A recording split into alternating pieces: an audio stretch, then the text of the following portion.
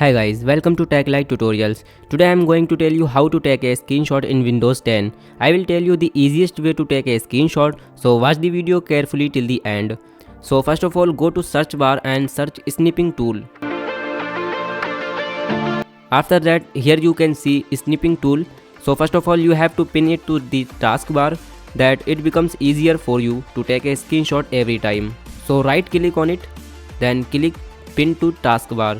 After that, it will appear like this in your taskbar. If you don't have a snipping tool in your PC, then go to Microsoft Store, then search snipping tool. Here you can see snipping tool. This is the best snipping tool. After searching, click on get, so it will be installed in your device. After that, click on snipping tool. Here you can see. After that, a pop-up window like this will open. So first of all, click on mode. Here you can see more options to take a screenshot. So whatever method you want to take a screenshot, select that option from here. I am selecting Windows Snip. After that, click on new.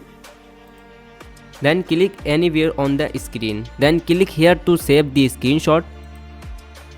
After that, you can save it wherever you want in your file. If you want to record your screen, you can watch this video. Link is in the description. See you in the next video. Till then, take care.